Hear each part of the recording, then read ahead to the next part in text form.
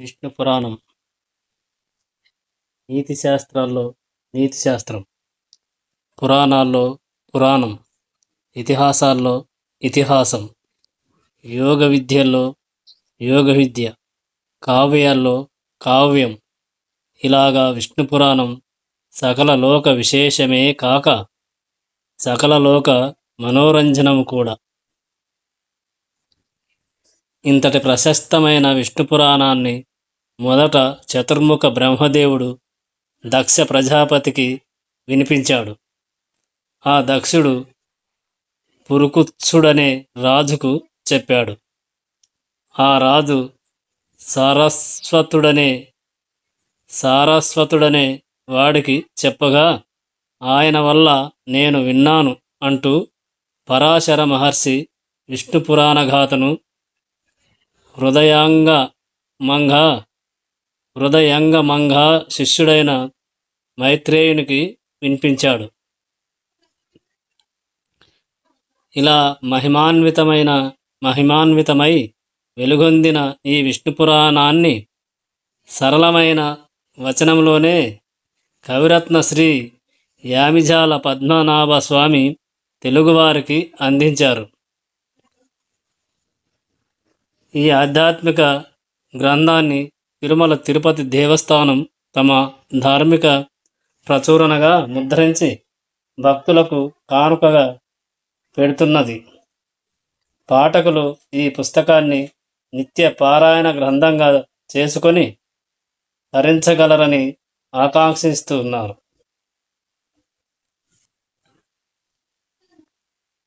విష్ణు పురాణం. శుక్లాంబరధరం విష్ణుం శశివర్ణం చతుర్భుజం ప్రసన్నవదనం ధ్యాయేత్ సర్వవిఘ్నోపశాంతయే. శ్రీవాణి గిరిజారూపం శ్రీ వౌక్ష భాగ్యదాయినిం శ్రీతకల్ప లతాం వందే మాతరం భువనేశ్వరీం.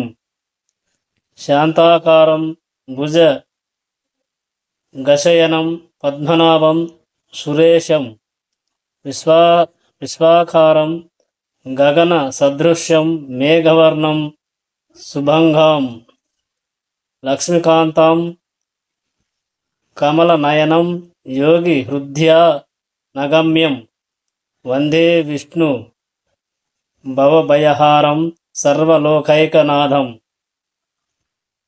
శ్రీ వాగ్వేశ్వరి వైద్య నమః. శ్రీ గురుభ్యో నమః. కథా ప్రారంభం. విష్ణు పురాణం ప్రారంభం. పరాశరుడు మునులలో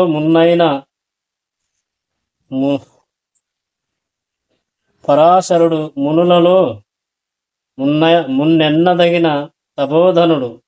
తల్లి కడుపులో ఉన్నప్పుడే వేద శాస్త్రాది విద్యలు క్షుణ్ణంగా నేర్చిన విద్యావంతుడు. చిన్నతనంలోనే తపశ్శక్తిచే రాక్షస సంహారం చేసినవాడు. బ్రహ్మమానస పుత్రుడైన పుల్తస్య బ్రహ్మ వల్ల దివ్య జ్ఞాన శక్తిని పొందినవాడు. పద్మాక్షుని పాదపద్మ భక్తికి జీవితం అంకితము చేసినవాడు. దివ్య తేజో విరాజమానుడు.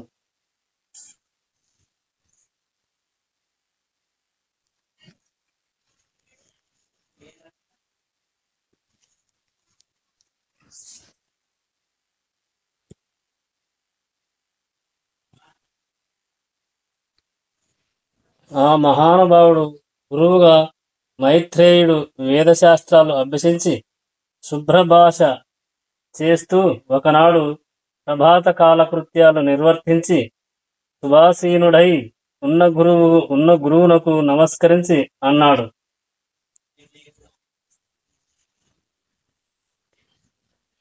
గురుదేవా, నీ అనుగ్రహం వల్ల వేదాలు శాస్త్రాలు క్షుణ్ణంగా తెలుసుకున్నాను. జ్ఞానధనం పొందిన అదృష్టవంతుడయ్యాను. ఇంకా ఒకటి అడగాలని ఉంది. దానికి సమాధానం సర్వజ్ఞుడవైన నీవే చెప్పవలసిందని మనవి. అదేమిటంటే, అన్ని లోకాలలో ఆధారమై విలసిల్లే దేవుడెవరు? ఇంద్రాదులకు ప్రభువు, భక్తుల కోరికలు తీర్చేవాడు, చరాచర పదార్థములందుండేవాడు, యోగీంద్ర వినుతుడు, వేద మయుడు, తన కథలచే ఇహ పర సుఖమును కలిగించే దేవుడు ఎవరు?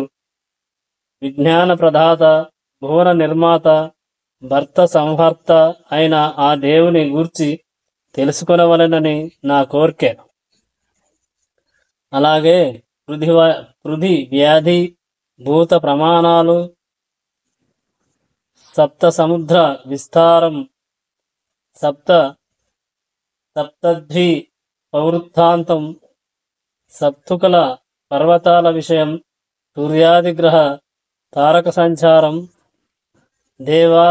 దేవాది చతుర్విధ భూత సృష్టి, చతుర్దశ మన్వంతర వృత్తాంతం, 4 యుగాల ప్రమాణం, కల్ప విషయం, యుగ ధర్మాలు, దేవర్షుల చరిత్రలు, రాజవంశ చరిత్ర, వేదశాఖ ప్రమాణాలు, బ్రహ్మనాది వర్ణ ధర్మాలు,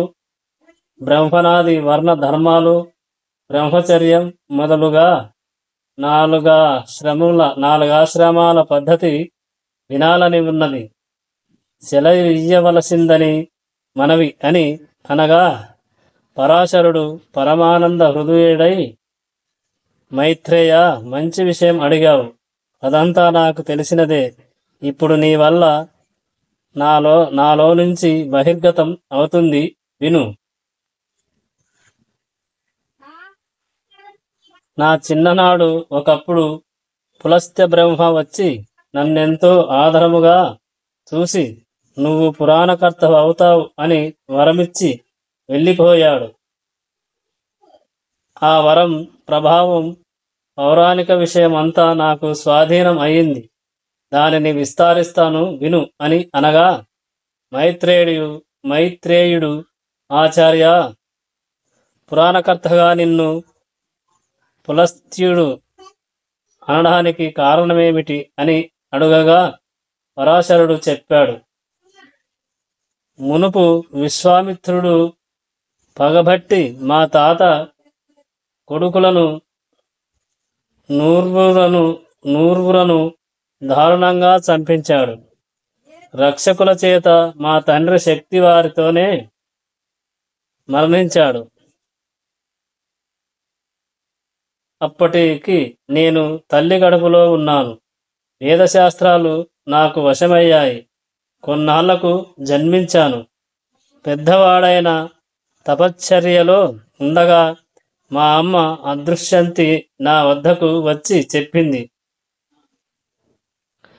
నీ తండ్రిని నిష్కారణముగా రాక్షసులు వచ్చి దారుణముగా చంపారు. అనుగ్రహించడం అనే శక్తులు కలవాడవై శత్రు సంహారం చేయకపోవడం ఏమనాలి అని నన్ను నిందాస్తుతిగా అన్నది. వెంటనే నేను అధర్వ మంత్రాలతో రాక్షస సంహార యజ్ఞం ఆరంభించాను.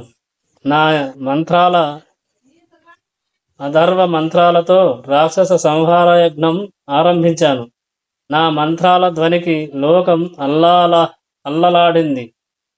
సురలు ఆనందముగా జయధ్వనులు చేశారు. ఆ రాక్షస సంహార యజ్ఞంలో లెక్కకు మిక్కిలిగా రక్కసులు మరణించారు. చావక మిగిలిన వారు మా తాత వశిష్ఠుని వద్దకు వెళ్ళి రాక్షస సంహార విషయం చెప్పి ప్రార్థించగా, ఆయన వాళ్ళకి అభయం ఇచ్చి నా దగ్గరకు వచ్చి ఆధారముగా ఉన్నాడు. నాయన పరాశుర, శాంతించు. ఏదో ఎప్పుడో జరిగింది. దానికిప్పుడు నువ్వు ఘోరంగా ఈ జీవహింస కార్యం మునులకు దూష్యం చేయవచ్చునా? ఇలాగా చేయవలసేవారు రాజులు అవు. ఇలా చేయవలసిన వారు రాజులు. ఆపు, కోపం విడుపు. జీవహింస చేసేవారికి సద్గతి రాదు. ఆ విషయం నీకు తెలిసినది కాదు. ఇంకో మాట, ఈ పని ఆనాడు నేను చేయలేనా? కన్న తండ్రిని చూస్తూ ఊరుకున్నాను. కారణం జీవహింస మునుల కృత్యం కాదు. కాబట్టి శాంతించు. కోపం పాపానికి ధూపం, ఘోర నరక కూపం. ముక్తిని, స్వర్గమును సంపాదించిన ఆ తపశ్శక్తిని, పుణ్యమును, యశస్సును, ధర్మమును పోగొట్టుతుంది. ఇక వారి వారి కర్మఫలం కష్టసుఖాలను కలిగిస్తుంది. దానికై చింత, సంతోషం పొందకూడదు. చూడు, ఏ తప్పు చెయ్యని రాక్షసులు వచ్చి అభయం కోరుతూ ఏడుస్తున్నారు. వారిని రక్షించు. తాత బోధ విని శాంతించి రాక్షస మరణ హోమం ముగించాను. అంతలో పులస్త్య బ్రహ్మ వచ్చి మా తాతచే సత్కారం పొంది కూర్చుండి నన్ను చూశాడు. ఆనందించి అన్నాడు, వశిష్ఠ, శాంతమూర్తివయ్యావు. నీ కోరిక ఏమి అని అడగగా నేను ఆయన పాదాలకు నమస్కరించి జ్ఞానం, మధురమైన వాక్కు, ప్రతిభ, పాండిత్యం, పురాణ ప్రావీణ్యం కావాలి, ప్రసాదించు అని ప్రార్థించాను. తదాస్తు అని ఆయన వెళ్ళిపోయాడు. పులస్త్యుని వాక్కు నీ కోరికను ఫలం చేయుగాక అని మా తాత వరమిచ్చినట్టుగా ఆశీర్వదించాడు. మైత్రేయ, ఆ మహానుభావుల అనుగ్రహం వల్ల దేవరహస్య కార్యాలు, వేద విద్య విశేషాలు నాకు కరతల మలాక లయాయి. అనేక శాస్త్రాలు, గాన, నృత్య విశేషాలు, చరాచర భూతఘన ప్రవర్తన నాకు వశమయ్యాయి. వివరించి చెప్పగలను. కాబట్టి నువ్వడిగినవి పురాణ రూపాన చెప్తాను విను. విష్ణువు భక్తవత్సలుడు, దేవమయుడు, దేవరక్షకుడు, విశ్వగురువు. సమస్తము విష్ణుమయమై నడుస్తుంది. ఆ దేవునికి సంబంధించి విష్ణు పురాణముగా చెప్తాను. అది వేద సమానముగా భావించు, శ్రద్ధగా ఆలించు. విష్ణు పురాణం వేదాలలో వేదం, శాస్త్రాలలో శాస్త్రం, జ్యోతిష్యములో జ్యోతిష్యం, నీతి శాస్త్రాల్లో నీతి శాస్త్రం, పురాణాలలో పురాణం, ఇతిహాసాలలో ఇతిహాసం, యోగ విద్య, కావ్యాలలో కావ్యం, సకల లోక విషయం, సకల జన మనోరంజనం. పరమాత్ముడైన విష్ణుని చరిత్ర గల పురాణ సంహిత అది. మునుపు బ్రహ్మదేవుడు దానిని స్వకీయ బుద్ధి విశేషముతో దక్ష ప్రజాపతికి చెప్పాడు. ఆయన పురుకుచ్చుడనే రాజునకు చెప్పగా ఆ రాజు సారస్వతునకు చెప్పాడు. అతని ముఖతః నేను విన్నది విన్నట్టు నీకు చెప్తాను.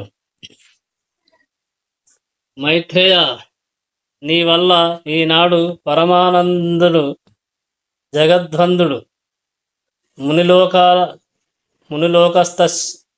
మునిలోకస్తుత్యుడు, నిత్యుడు అయిన రమారముని వర్ణించే అదృష్టం కలిగింది. నా జన్మ కృతార్థం అయింది అని వాసుదేవునకు నమస్కరించి వశిష్ఠ, పులస్త్య బ్రహ్మలను మనసా స్మరించి కనులు మూసుకొని ధ్యాన ముద్రలో భూత భవిష్యద్వర్ధమానములను తెలిసి కనులు తెరిచి అదరముగా శిష్యుణ్ణి చూసి అన్నాడు, మైత్రేయ, జగములు తనలోనే, జగములలో తాను ఉన్నందువల్ల విష్ణువును ప్రాజ్ఞులు వాసుదేవుడు అని అంటారు. ఆ వాసుదేవుడు అంతా తన రూపమై చరాచరములుంటాయి. ఆయన తన రూపం ఉపసంహరించుకుంటే సర్వము శూన్యం. అప్పుడు వాసుదేవుడు కాలపురుషుడవుతాడు. కాలం వాసుదేవుని లీలారూపం. ఆ రూపమే పగలుగా రాత్రిగా ఉంటుంది. అధ్యంతాలు లేక విశ్వమయుడైన వాసుదేవు ఉడనగా కాలపురుషు ఉడనగా నిర్వచించి ముందు వెనకలు చెప్పడం వేదాలకు కూడా సాధ్యం కాదు. చిత్తు ముందా, విత్తు ముందా, చెట్టు ముందా అంటే ఏది ముందు ఏది వెనక ఎవరు చెప్పగలరు మైత్రేయ? ఆ వాసుదేవుని స్వరూపం కాల ప్రవృత్తి. ఆ విధముగా ఉన్న కాలపురుషుని నుంచి శబ్దం పుట్టింది. ఆ శబ్దం నుంచి ఆకాశతత్వం ఉద్భవించింది. ఆ విధముగా ఆకాశం శబ్దగుణకం అయ్యింది. ఆ శబ్దానికి స్పర్శ తన్మాత్ర గుణం. ఆ స్పర్శ గుణం వల్ల వాయుతత్వం, వాయువునకు రూపం తన్మాత్ర గుణం. ఆ రూపం వల్ల అగ్నితత్వం పుట్టింది. అగ్నికి రసం తన్మాత్ర గుణం. అరసం వల్ల జలతత్వం. ఆ రసం వల్ల జలతత్వం పుట్టింది. జలమునకు గంధం తన్మాత్రం. ఆ గంధకం వల్ల పృథ్వీత్వం పుట్టింది. పృథ్వీకి శబ్దాదులైదున్ను తన్మాత్ర గుణము లయ్యాయి. ఈ విధముగా పంచభూతాలు తమలోని శబ్దగుణాలు ప్రవర్తించగా వ్యాపించి విశ్వమై భాషించడం విష్ణుభక్తిగా భావించు. పృథి వ్యప్తేజో వాయువాకాశములనే పంచభూతాలు శబ్ద స్పర్శరూప రసగంధ పంచకం. త్వక్చక్షు శ్రోత్ర జిహ్వాఘ్రాణములనే బుద్ధీంద్రియలైదు. వాక్పాణిపాద పాయుపస్థలనే కర్మేంద్రియాలైదు. మనోబుద్ధి అహంకారాలతో రాజస తామస సత్వ సాత్విక గుణజాతిశయముతో ప్రజాసృష్టి విస్తరిల్లింది. ఇది ఆది భూత విధం. ప్రపంచమనగా ఒక దేహం.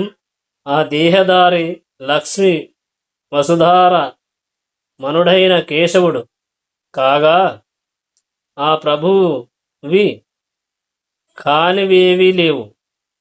చరాచర స్థితులు ఆ లక్ష్మీపతి లీలలుగా గ్రహించాలి. ఈ విధముగా శ్రీపతి విశ్వమంతా తానే అయి వాసుదేవుడయ్యాడు. ఇక బ్రహ్మాండ సృష్టిని గురించి చెప్తాను విను. పరమాత్ముడు పంచభూతమయుడు.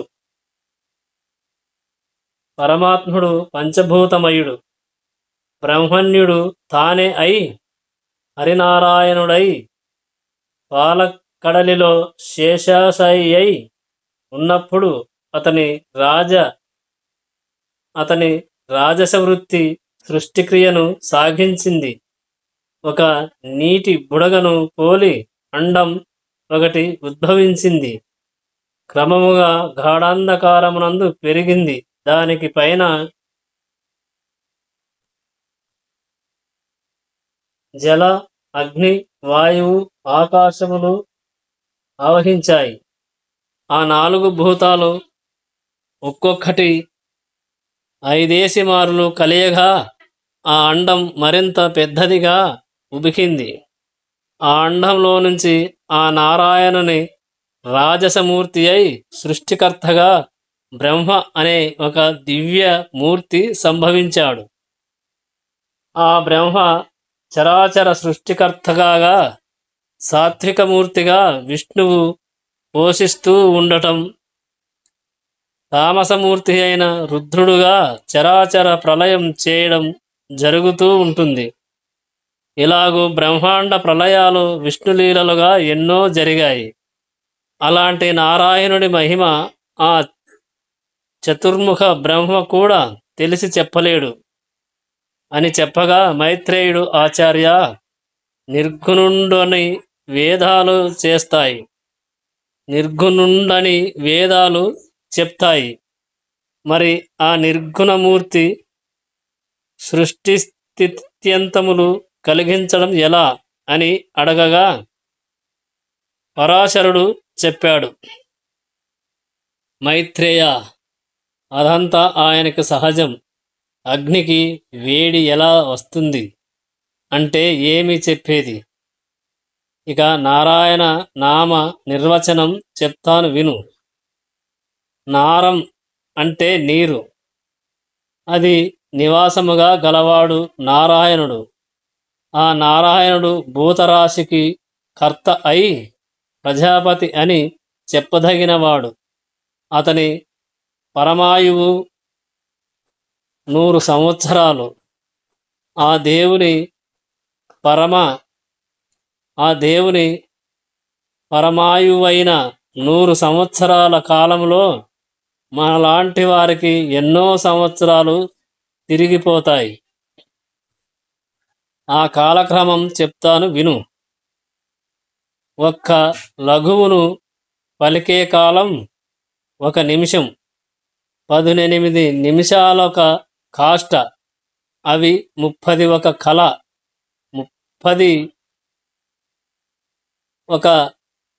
30 కళలు ఒక క్షణం, 12 క్షణాలు ఒక ముహూర్తం, 30 ముహూర్తాలు ఒక పగలు, ఒక రాత్రి అనగా ఒక దినం, 15 దినాలు ఒక పక్షం, 2 పక్షలోక నెలలు, 2 నెలలొక ఋతువు, 3 ఋతువులు, 6 నెలలు, ఒక ఆయనం, అది ఉత్తరాయణం, దక్షిణాయనం అని 2, ఆ 2 ఒక సంవత్సరం. దేవతలకు అది ఒక పగలు, ఒక రాత్రి అనగా ఒక దినం. దానికి సౌరమానం అని వ్యవహారం. 17,28,000 సంవత్సరాలు కృతయుగం, 12,96,000 సంవత్సరాలు త్రేతాయుగం, 8,24,000 సంవత్సరాలు ద్వాపరయుగం, 4,32,000 సంవత్సరాలు కలియుగం. అలాంటి 4 యుగాలు ఒక దివ్యయుగం. దాని లెక్క 43,20,000 సంవత్సరాలు. ఇలాంటి యుగాలు 1000 అయితే బ్రహ్మకు ఒక దినం. బ్రహ్మ పగలు సృష్టి, రాత్రి ప్రళయం. దీనికి నైమిత్తిక కల్పమని సంజ్ఞ. ఇలాంటి దినాలు 30. బ్రహ్మకి ఒక నెల, అవి 12 ఒక సంవత్సరం. ఆ సంవత్సరాలు 100. బ్రహ్మ ఆయు పరిమాణం. దానికి మహాకల్పం అని వ్యవహారం. దానికి పూర్వార్ధానికి పద్మకల్పం అని, ఉత్తరార్ధానికి పరహాకల్పం అని సంజ్ఞలు. ఇవి కాలగతులు అని చెప్పగా విని మైత్రేయుడు, సరే, పద్మాసనుడు లోకమును సృజించిన విషయం చెప్పవలసిందిగా చెప్పవలసిందని అడగగా పరాశరుడు చెప్పాడు. కడచిన కల్పం చివరి దశయందు నిశి యందలి నిద్ర నుంచి నారాయణ ధ్యాన పరాయణుడై మేల్కొని బ్రహ్మ పరమశూన్యమైన లోకమును చూసి నారాయణ సాత్విక మూర్తి అయి అంతకు ముందుట మత్స్య కూర్మావతారాలలాగా వరహారూపం ధరించి అగాధమైన సముద్రంలో మునిగిన భూమిని ఉద్ధరించే సంకల్పంతో సముద్రంలో ప్రవేశించి గుర్ఘుర ధ్వనితో ఉప్పొంగి దష్టాగ్రహముతో అవలీలగా భూభంతిని ఎత్తినట్లు మీదికి ఎత్తాడు. సముద్రంలో మునిగిన నావను కర్ణధారుడు గట్టుకి తెచ్చినట్టే ఆ పని పద్మ దళం సరస్సులో తేలినట్లు భూమి సముద్రంపైకి తేలగా నీరు పాతాళానికి చేరింది. అలాగూ భూమిని సముద్రముపైకి నిలిపి నలువైపులా కొండల నుంచి ఇక్కట్టు కలగనట్లు ఆది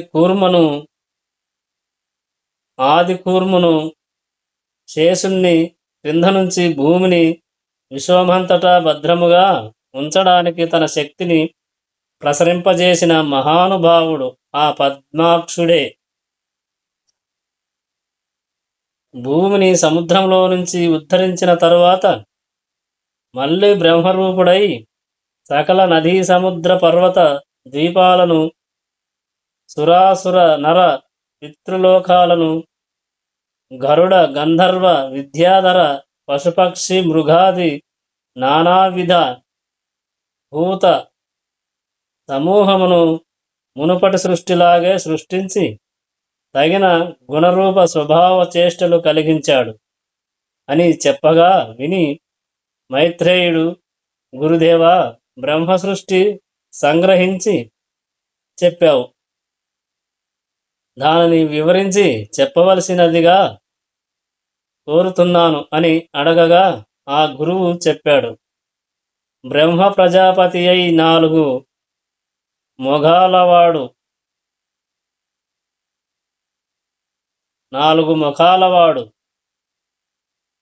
బ్రహ్మ ప్రజాపతి అయి 4 ముఖాలవాడు రాజస గుణ ప్రభావుడు అయి సృష్టిని ధ్యానిస్తూ ఉండగా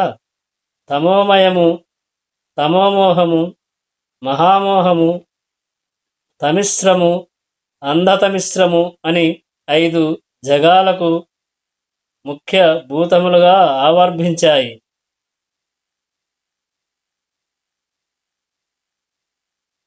కానీ అవి సక్రమమైన సృష్టికి సాధనాలు కాలేదు. అంతటా ఆత్మజ్ఞాన అజ్ఞానాలలో తామసమైన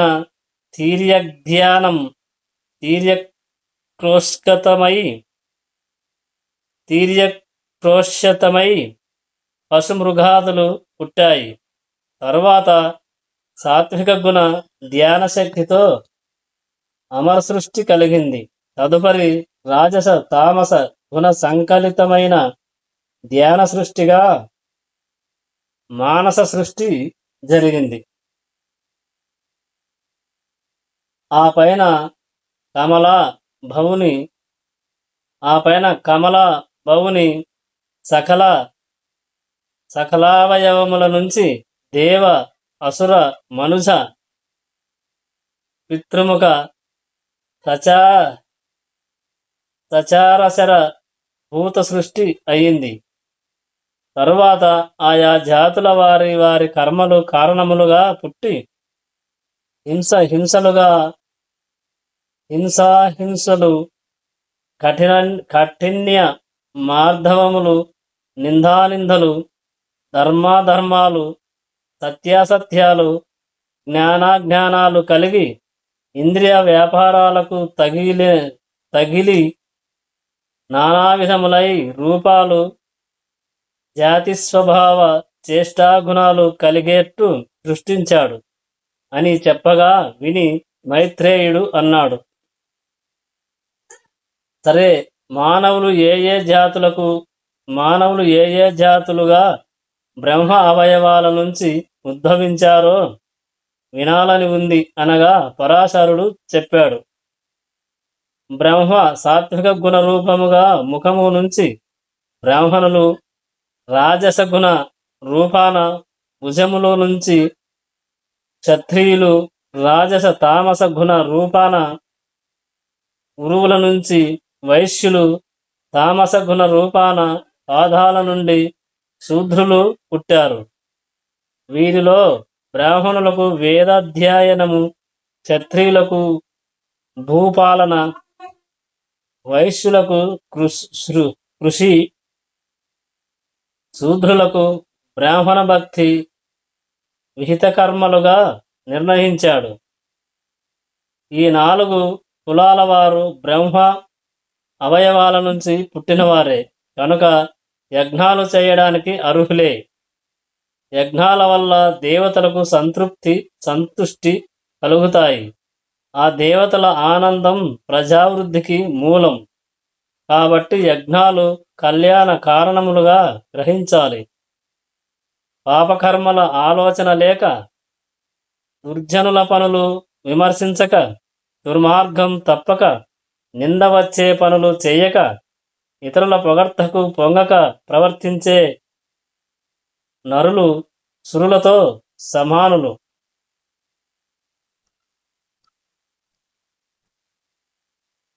తాము చేసిన దానముల ఫలముగా మోక్షమును మానవులు పొందుతారు. శ్రద్ధగా ఆచారమును పాటిస్తూ ఎవ్వరిని బాధించక, తాము ఎలాంటి బాధలు పొందక, నిర్మల మనస్కులై విష్ణుభక్తి పారాయణులుగా జీవించేవారు బ్రహ్మ ప్రత్యేకించి సృష్టించిన వారని గ్రహించాలి. తామస గుణముతో లోభమోహాలకు లొంగి, పుణ్య క్రియల ఆలోచన లేక, రోగాలకు చిక్కి, పాపపుణ్యాలతో నలుగుతూ పామరులుగా ఉండేవారుగా బ్రహ్మ కొందరిని సృష్టిస్తాడు.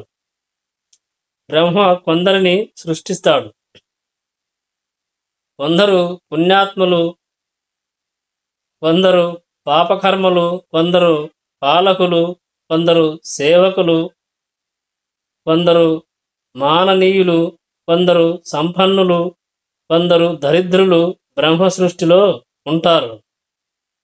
పరస్పరం ధనకాంక్షతో పోరాడే వారికి తగిన చతురంగ బలాలు, పురాలు, వాహనాలు బ్రహ్మ సృష్టి విశేషముగా తెలుసుకో.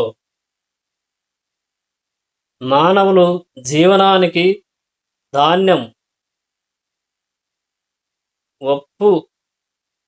పప్పు దినుసులు, గోమ విషాలు, నివాసాలు, ఫల వృక్షాలు, తిలలు, పెసలు మొదలైన పదార్థాలు బ్రహ్మ సృష్టించినవే. ఇలా సృష్టించిన పెంపు లేక సృష్టి ఉండడం చూసి బ్రహ్మ తనతో సమానులైన ప్రజాపతులను సృష్టించి లోకమును ప్రజామృద్ధితో చెయ్యాలని సంకల్పించి నవబ్రాహ్మణులను మానసిక సృష్టిగా రూపొందించాడు. వారు భృగువు, పులస్త్యుడు, పులహువు, క్రతువు, అంగీరసుడు, మరీచి, దక్షుడు, అత్రి, వశిష్ఠుడు. ఖ్యాతి, భూతి, సంభూతి, క్షయ, ప్రీతి, సన్నపి, ఊర్జ, అనసూయ, అరుంధతి అనే కన్యకలను సృష్టించి ఆ నవబ్రాహ్మణులకు సక్రమంగా భార్యలను చేశాడు. ఇది ఈరోజు మొదటి పార్ట్గా, మొదటి భాగముగా ఇంతటితో సమాప్తం. రేపు మరి రెండవ భాగం చూద్దాం. రేపటి నుండి మరి రెండవ భాగం. ఇది ఫస్ట్ భాగం. ఇంతటితో ముగిస్తున్నాం. రోజు ఒక భాగంగా ఈ విష్ణు పురాణం అయిపోయే వరకు వస్తుంది. మీరు మరి రేపటికి వేచి చూడండి. ఈ 11 భాగాలు ఈ రోజుతో ఇది మొదటి భాగముగా మనం చెప్పుకున్నాం. ఇంతటితో ఈ భాగం ముగుస్తుంది, సమాప్తం. రేపటి నుంచి 12వ భాగం నుంచి మొదలు రెండవ భాగం. జై శ్రీకృష్ణ. ఓం నమో నారాయణాయ.